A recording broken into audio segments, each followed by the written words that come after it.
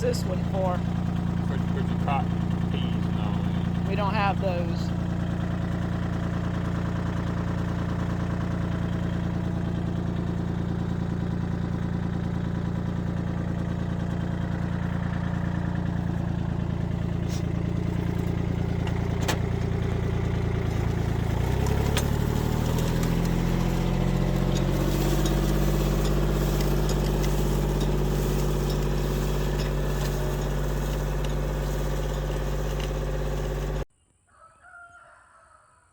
Hello everybody, it's Danny back from Deepsouth Homestead. Well guys, we're right here, right when the sun comes up.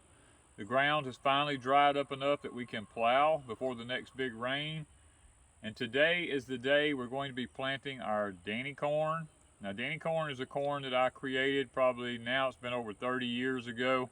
I bred a lot of different varieties together to get a variety for my cattle. I've raised cattle my whole life, and the feed that you buy at the stores, the corn is so hard that it's bad on their teeth. So I created this corn mixing a lot of different types of corns together till I come up with a variety that's easy on the cow's teeth. It makes one of the most fantastic cornmeals, corn flour, grits. People all over the United States has tried it and have sent me back messages talking about how good it is.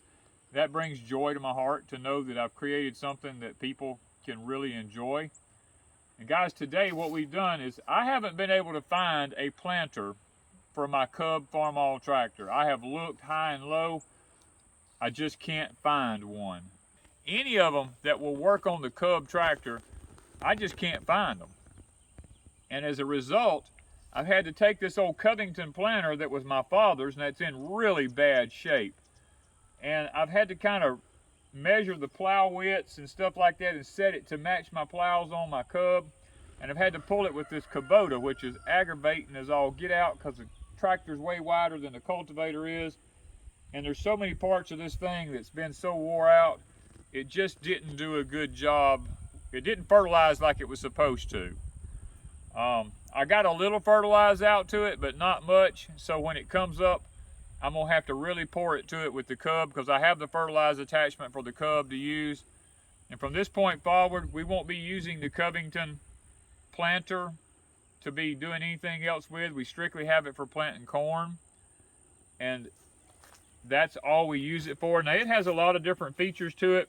Over the years, we put a stainless steel seed bin on the back of it here because the other one rusted off, and I worked at a sheet metal place then, and we made a stainless steel one to fit on it here back when my dad owned it. I just bought 2 new coulters to go on it here and the bearing system to go in it and all, because when my dad had it, he just left it sitting in the dirt and these things rusted completely off.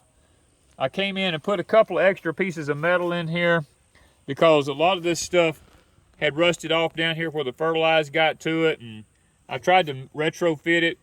This old box is just wore out. I need another box to go on it. I homemade a fertilized pan to go underneath it here, and it gets the job done, but it doesn't work like it's supposed to.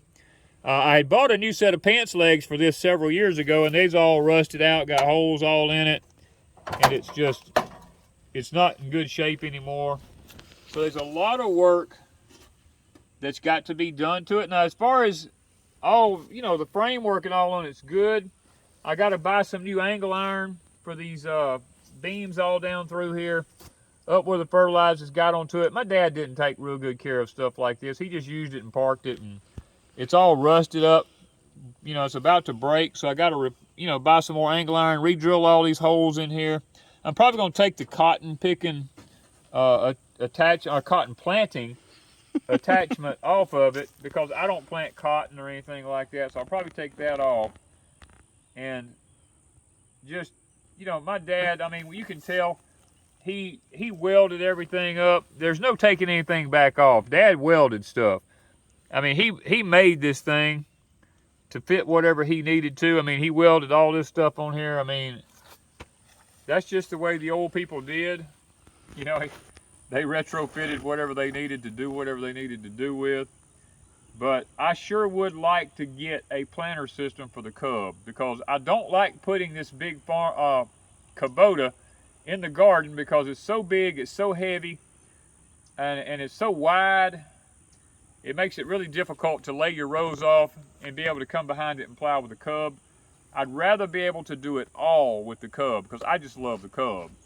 And it does so much better job when it comes to planting, plowing, fertilizing, all these type things. It just does a whole lot better job than this bigger stuff here does. Now this, you know, like I said, I will rebuild this and repaint it and get it all back like it's supposed to eventually.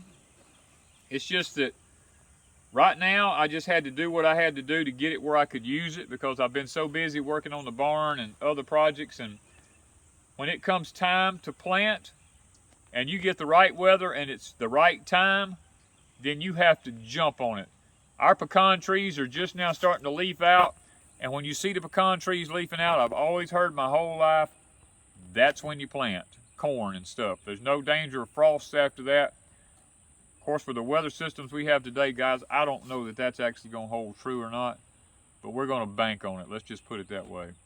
The weather finally let up. This morning was 36 degrees, no frost.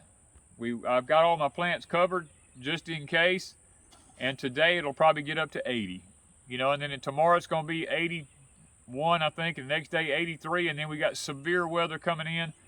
And I'm just hoping I got this in, and maybe the severe weather, it won't rain so hard it packs it. And you know, when you do something like this, you just leave it in the Lord's hands.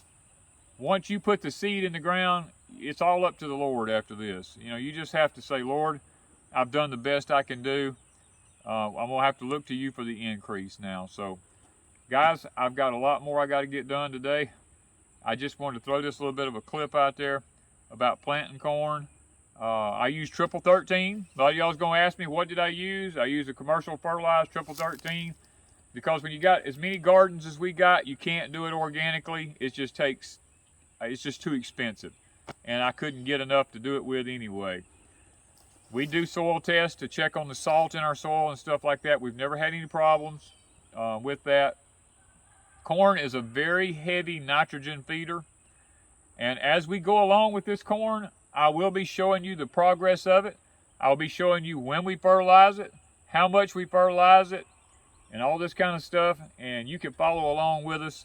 And guys, let's just pray that this year we get an abundant corn crop, because I need the cornmeal and the corn flour. I don't have enough land to plant for animal feed and all that. I wish I did. I wish I had a 10-acre field I could set up and just plow and plant and raise all my own corn for my animals and stuff like that. But I just don't have that. And when you don't, you just make do with what you have. And that's what I always tell everybody. Do what you can do where you're at and just make it work. So thank you guys from Deep South Homestead.